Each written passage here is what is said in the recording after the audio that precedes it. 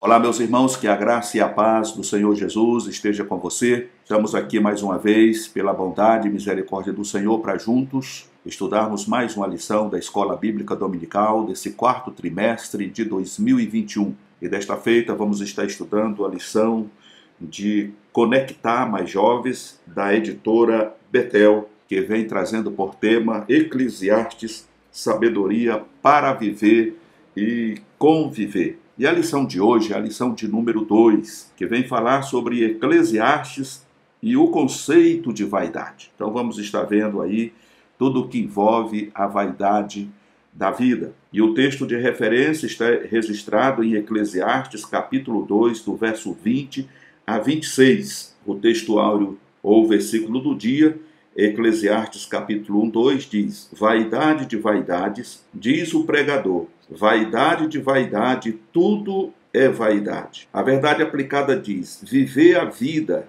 em vaidades é correr atrás do vento. E o momento de oração é: oremos para que vivamos de maneira tal a agradar a Deus e que não nos percamos em uma vida sem propósito. Então esse é a base desta lição. Nós devemos estar sempre orando para que o Senhor tenha misericórdia de nós, para que nós possamos viver para agradar a Deus e que não venhamos nos perder no curso dessa vida em uma vida sem propósito, né? Fazer muita coisa e no final das contas fazer uma grande interrogação, como fez aqui Salomão. Vaidade de vaidade, tudo é vaidade. É como correr atrás do vento. Os objetivos desta lição é, primeiro, conceituar a expressão vaidade em Eclesiastes. Segundo, conhecer as consequências de uma vida sem sentido. E, em terceiro e último, entender que a vida tem um objetivo maior, que é agradarmos a Deus. O texto, como eu falei, está registrado em Eclesiastes, capítulo 2, verso 20 e 26. Eu quero ler com os irmãos aqui, para que a gente possa segurar aqui as informações que tem nesse texto. O versículo 20 diz assim: então me empenhei, porque o coração se desesperasse de todo o trabalho com que me afadigara debaixo do sol. Porque há homem cujo trabalho é feito com sabedoria, ciência e destreza. Contudo, deixará o seu ganho como porção a quem por ele não se esforçou. Também isto é vaidade e grande mal. Pois que tem o homem de todo o seu trabalho e da fadiga do seu coração em que ele anda trabalhando debaixo do sol? Porque todos os seus dias são dores, e o seu trabalho desgosto. Até de noite não descansa o seu coração. Também isto é vaidade. Nada há melhor para o homem do que comer, beber e fazer que a sua alma goze o bem do seu trabalho. No entanto, vi também que isto vem da mão de Deus, pois separado deste, quem pode comer ou quem pode alegrar-se? Porque Deus dá sabedoria, conhecimento e prazer ao homem que lhe agrada, mas ao pecador dá trabalho, para que ele ajunte e amontoe, a fim de dar àquele que agrada a Deus. Também isto é vaidade e correr atrás do vento. Na própria leitura que nós temos feito aqui, desse texto de referência, nós já podemos aqui sintetizar o que é a vaidade. E aqui Salomão ele vai esclarecer para nós, através desse texto que lemos, que o que adianta você se desgastar, trabalhar, amontoar tesouro, ganhar, conquistar, pois se a tua vida é passageira. Se você, num breve momento, você vai desaparecer e todo aquele empenho, todo aquele esforço que você fez vai ser usado por alguém que, segundo ele aqui, nenhum esforço fez. Mas ele também mostra que a melhor coisa para o homem é ter prazer na vida quando você está diante de Deus. Então Deus dá o sustento, Deus dá tudo aquilo que você precisa e você passa a viver de uma maneira gloriosa, de uma maneira que vem te trazer alegria, mesmo sabendo que a tua vida é passageira. Mas você vai desfrutar as bênçãos de Deus, e isso não é vaidade e não é correr atrás do vento, como Salomão está explicando aqui. Então a introdução dessa lição nos diz que um dos temas centrais do livro de Eclesiastes é sobre a vaidade dos homens. Esta expressão é encontrada aproximadamente 38 vezes em todo o livro, mostrando as conclusões de Salomão sobre a vivência humana, bem como suas escolhas. E aí temos o ponto-chave: o prazer dura apenas um momento, enquanto a vida com Deus é eterna. Então, muitas vezes, irmãos, nós apostamos em algo que não vai trazer nenhuma alegria, nenhuma satisfação. E se traz alguma alegria, essa alegria é momentânea, é passageira. Então, não vale a pena. As consequências do pecado e de algo que muitas vezes nós praticamos, muitas vezes ela dura por muito tempo. E mesmo que alcancemos o perdão do Senhor, aquela mágoa, aquela mancha ou aquela nódoa, ela vai permanecer cravada, né, na tua consciência. Você sempre vai estar lembrando: puxa vida, se eu tivesse como voltar no passado, eu não teria feito, eu não faria aquilo, né? Teria agido diferente. Isso é porque muitas das vezes, irmão, nós damos vazão à nossa carne e achamos que o prazer, ele vale a pena. O prazer mundano vale a pena, e não vale.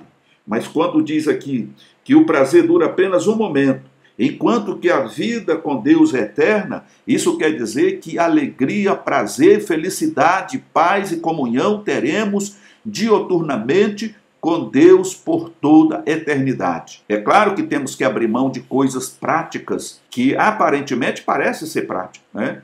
De estar no meio da galera, né? Ir para a balada, interagir com o pecado. Isso é bom porque, como já diz, né, alguns hinos avulsos antigos, diz que o pecado não dói. Porque se o pecado doesse, ninguém praticava. Ele não dói na hora, mas depois ele traz uma dor insuportável e muitas vezes para sempre. Porque as consequências do ato, elas muitas das vezes, irmãos, são permanentes. Então, no primeiro ponto, nós temos aqui uma interrogação que diz: o que significa a expressão vaidade? E aí vemos o verbete vaidade em sua raiz hebraica, que é ebediel, que enfatiza aquilo que é efêmero, vazio ou fútil. Esta raiz é encontrada em Eclesiastes para indicar pensamentos. Por exemplo, em Eclesiastes capítulo 2, verso 11, nós podemos observar aqui, e ele diz: considerei todas as obras que fizeram as minhas mãos, como também o trabalho que eu com fadigas havia feito. E eis que tudo era vaidade e correr atrás do vento, e nenhum proveito havia debaixo do sol. Então nós vemos que Salomão, ele fez tudo aquilo que os seus olhos viu. Ele não privou o seu coração. Aquilo que os seus olhos viu, ele fez. E a conclusão dele é esta.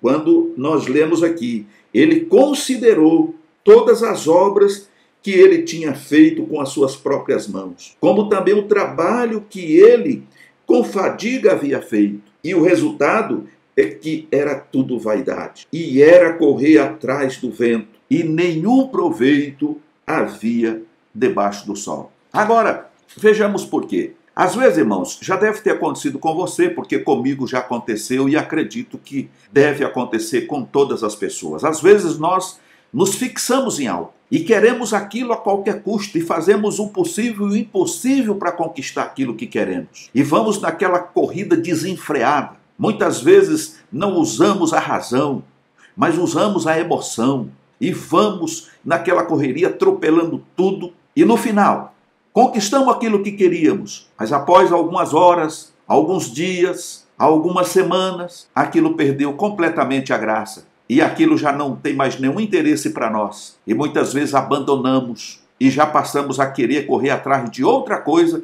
porque julgamos que aquele outro objeto, aquela outra coisa é mais importante do que essa primeira. Isso acontece. E é exatamente o que ele está fazendo. Depois de cansar, de se fadigar, de correr atrás, ele percebe que aquilo não tem valor nenhum, aquilo é vaidade, é perca de tempo, é correr atrás do vento. É isso, irmão. A sabedoria, ela é importante, mas ela é importante quando ela está inserida no contexto de uma adoração verdadeira a Deus. E aí, quando nós usamos a sabedoria, nós usamos diferente, porque nós não vamos correr atrás daquilo que queremos por vontade própria, sem pedir o conselho ou ver a opinião de outra pessoa, mas nós vamos buscar o conselho do Senhor, vamos pedir a Deus que, segundo a sua vontade, se aquilo for benéfico para nossas vidas, que Ele nos dê, que Ele nos ajude a conquistar aquilo. Então, aí a sabedoria é usada diferente, debaixo da mão de Deus, do amor de Deus, e Deus que conhece todas as coisas, o presente e o futuro, Ele sabe se aquilo vai ter proveito para nós. Porque senão, nós vamos nos desgastar, vamos cansar de noite, muitas das vezes, mas não conseguimos nem dormir, porque a cabeça não para, você fica maquinando, idealizando, pensando como vai ser, olha, eu vou fazer assim, vou fazer assim, e depois, irmãos, é uma decepção, porque não é nada daquilo que você imaginou. Então vem frustração, vem fadiga, vem canseira, vem enfado, e você percebe que era simplesmente uma vaidade e que não vai trazer nenhum lucro para você. Mas no ponto 1, nós temos aqui, vivendo a vida sem Deus. Analisando o livro de Eclesiastes, percebemos então que tudo é vaidade, certo? O que fica evidente é que viver a vida debaixo do sol é termo encontrado 29 vezes em Eclesiastes, ou seja, sem Deus no cenário, a vida se torna fútil e sem sentido. Portanto, a vida precisa ser vivida de modo a adorar e glorificar a Deus. Paulo, em sua missiva, diz que qualquer coisa que fizermos deve ter como objetivo a glória de Deus, conforme 1 Coríntios, capítulo 10, verso 31.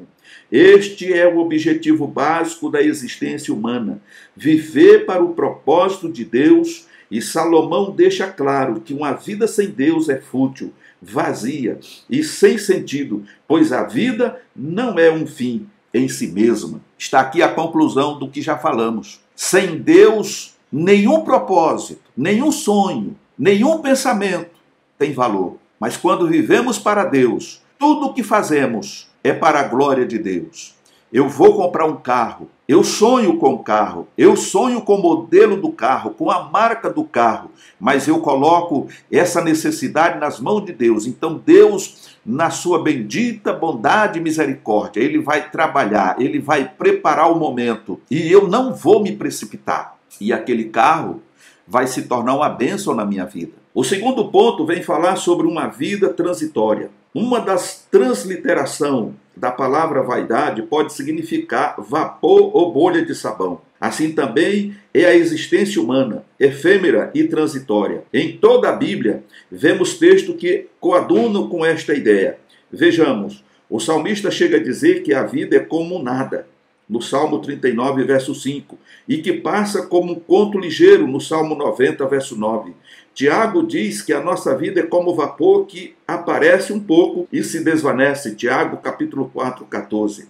Ciente desta verdade bíblica, urge vivermos para o propósito de Deus todos os dias de nossa vida. É o que nós estamos falando. Vivermos para um único propósito, para o propósito de Deus. E como diz o Senhor Jesus, buscar em primeiro lugar o reino de Deus e a sua justiça, e as demais coisas vos serão acrescentadas. Isso quer dizer, irmãos, que nós podemos estar dentro dessa vontade de Deus, vivendo dentro do propósito de Deus, e Deus, que sabe, conhece a minha e as tuas necessidades, vai supri-las, vai suprir tanto espiritualmente como materialmente. A nossa vida é passageira, como está exarado aqui no Salmo 39, verso 5, no Salmo 90 e em Tiago 4 e 14. Muitas vezes você leva uma vida inteira trabalhando de noite e de dia, você não tem tempo para a família, você não tem tempo para os filhos. A sua preocupação é ganhar dinheiro, o seu nome é trabalho e o sobrenome é hora extra. E chega um momento da sua vida que você muitas vezes é acometido por uma doença, e tudo aquilo que você ganhou, você vai ter que gastar com a medicina, e você não aproveitou a vida com a tua família, com os irmãos na igreja, porque você correu atrás do vil metal. Quantas pessoas hoje estão nessa situação? E quantos morreram hoje, e tudo que arrecadaram, tudo que conquistaram, vai ficar para pessoas que nem sequer dormiu para sonhar com o trabalho que ele teve para conquistar tudo aquilo que conseguiu. E eles simplesmente vão colocar fogo. E muitas das vezes vai servir de um empecilho, de briga, de contenda, muitas vezes até de assassinato, de mortes, porque as pessoas elas vão querer se apoderar de tudo aquilo e vão brigar umas com as outras, não vão aceitar muitas vezes o testamento da forma como foi escrito. Nós temos casos aí hoje no Brasil acontecendo isso. A pessoa deixou uma boa parte para alguém porque ele sentiu que deveria fazer aquilo e hoje está sendo contestado na justiça porque não foi partido por igual. Enquanto que aquelas pessoas não se envolveram em nada para ajudar a conquistar o que foi conquistado. Elas estão ganhando de graça, mas mesmo assim ainda querem muito mais do que aquilo que mereciam receber. Então isso é vaidade, é enfado, é canseira. Nós precisamos, irmãos, sem dúvida alguma, criar os nossos filhos no temor do Senhor e dando a eles a oportunidade de conquistar também assim como você conquistou. Você trabalhar para deixar herança para os seus filhos, sem eles saberem valorizar aquilo que você fez, é muito triste, porque você vai partir e isso vai ficar. E você não desfrutou com a sua esposa, com a sua família, daquilo que você conquistou. E os filhos talvez não vai valorizar o quanto você valorizou. Então o importante e o meu pensamento é que desde cedo ensinemos aos nossos filhos para que eles possam também, independentemente, trabalhar e começar a conquistar aquilo que eles precisam, não esperando naquilo que você está fazendo ou que você tem, mas dando a ele a oportunidade de ser alguém na vida e assim passar para os seus filhos, não deixar herança para ninguém. O que você conquista, você deve usufruir, porque você trabalhou para isso. É isso que eu entendo. E é exatamente isso que eu compreendo do texto. Primeiro, porque é canseira, é enfado, é vaidade. E segundo, porque a vida é transitória. Então, hoje você está aqui, mas o amanhã você não sabe. Então, desfrute daquilo que você conquistou hoje. Viva hoje e principalmente na presença de Deus, glorificando o nome do Senhor. Ajude a todos que tiver a condição de ajudar. Ajude. Colabore, faça isso, irmão, porque isso também faz parte do nosso amor, o amor pelo próximo. Se você tem condição de ajudar o necessitado, ajude. Você estará glorificando o nome do Senhor dessa forma. Deus nos criou para Ele e somente nele encontraremos significado e razão para viver. O segundo ponto vai falar sobre a vaidade debaixo do sol. Já dissemos que a vida sem Deus é como correr atrás do vento. Salomão, em sua inquirição sobre a vida, mostra que muitas vezes os homens enveredam numa busca por prazeres, riquezas, realizações pessoais, tornando-se materialistas e perdendo a dimensão celestial. Isso é fato. É o que estamos falando aqui. É importante você ter o suficiente. Se você tem condições de ser um médico, um engenheiro, de ser um empresário, você pode ser, isso não é pecado, mas você não pode colocar o seu coração na riqueza e esquecer do mais importante, do amor à família, do amor a Deus, do amor à igreja, aos irmãos na fé. Você precisa priorizar Deus na sua vida, Deus, família e trabalho, ok, meu querido? É assim que deve ser, Deus, família e trabalho. Deus em primeiro lugar, em segundo lugar família, em terceiro trabalho. Então quando você faz assim, você vai ter tempo para Deus, você tem tempo para sua família e você tem tempo para ganhar dinheiro, para suprir as necessidades da sua família e dar a eles, aos seus familiares, o que há de melhor nessa terra. Porque a palavra de Deus diz que se formos obedientes à sua palavra e guardarmos seus mandamentos, nós comeremos do melhor dessa terra. E eu creio nisso, eu sei que isso é verdade. Ok, meu prezado? Então, aqui está. Mas quando nós nos tornamos materialistas, nós perdemos a dimensão celestial. E o segundo ponto vai dizer que a vaidade do prazer e das riquezas. No texto de Eclesiastes, do capítulo 2, de 1 a 11, Salomão enumera uma série de realizações, conquistas e prazeres conquistados. Um dos versos centrais diz: tudo quanto desejar os meus olhos, não lhe neguei, nem privei o meu coração de alegria alguma, mas o meu coração se alegrou de todo o meu trabalho, e esta foi a minha porção de todo o trabalho. Eclesiastes 2:10. Fica claro pelo texto que os afazeres e as conquistas pessoais só têm sentido quando visam um propósito maior. Infelizmente, existem pessoas adoecendo, escravas dos desejos de seu coração e não vivendo nos projetos de Deus para a sua vida. Recapitulando, quando você trabalha, quando você prioriza Deus, quando você prioriza a família, quando você prioriza o trabalho, tudo te traz alegria e satisfação, porque você não se torna escravo do trabalho. Você não vai morrer e matar por causa do trabalho. E a prioridade maior é Deus. E com Deus, você tem a bênção de Deus para prosperar, para poder fazer a tua família feliz e para fazer aqueles que estão à tua volta, que estão necessitados, felizes. Ok? Ajudando na obra de Deus, sustentando a obra de Deus, os missionários, contribuindo para a obra de Deus. E isso, irmão, você não está perdendo dinheiro, mas pelo contrário, você está depositando no banco celestial, porque Deus não deve nada para ninguém e nem fica devendo nada para ninguém. Tudo que nós fizermos em prol do reino de Deus aqui na terra, teremos a recompensa, teremos o galardão, e a recompensa receberemos aqui, neste plano, e o juro e a correção monetária, como Jesus disse, com a medida com que você medir alguém, vos medirão a vós, e a medida será recalcada, sacudida e transbordante. Então, 3 vezes você vai receber por uma parte que você der para a obra de Deus, ou para alguém que está necessitado, desempregado, passando fome, precisando de um medicamento, precisando de remédio, precisando de uma consulta médica. E você tem condição, você pode fazer isso. O nome do Senhor glorificado, e você vai ter mais prazer de fazer algo para Deus e para o próximo. Você não vai ser envenenado pelo veneno da serpente, que vai te colocar naquela redoma, que você vai juntar, e de repente, como uma bolha de sabão, você explode, como um vapor que desaparece. E tudo que você produziu, tudo que você fez, vai ficar para outros que não suaram nem um minuto, que não se empenharam nem um segundo para conquistar aquilo. Então, o segundo ponto aqui é priorizar Deus em nossas vidas. No ponto 3, nós vamos falar sobre a vaidade e a aflição de espírito. É comum encontrarmos a expressão aflição de espírito quase todas as vezes que Salomão usa a palavra vaidade.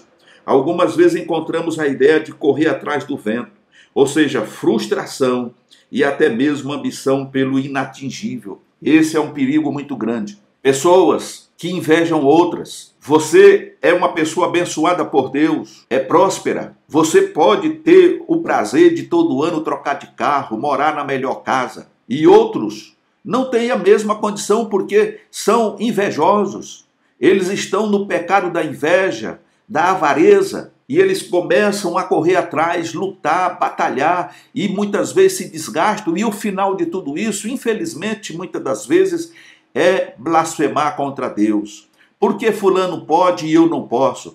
O que ele tem que eu não tenho? Aonde que ele é melhor do que eu? Irmãos, quando nós buscamos o reino de Deus, ou seja, quando nós priorizamos o reino de Deus e a sua justiça, as demais coisas nos são acrescentadas. Não há ninguém melhor do que Deus para saber o que é bom e o que é ruim para mim. De repente, eu não posso ter um avião, porque no dia que eu entrar nesse avião, com certeza eu vou derrubar ele e vou me matar, vou morrer. Então Deus não quer que eu morra, Deus quer que eu continue vivo. Então Deus não vai permitir eu ter um avião.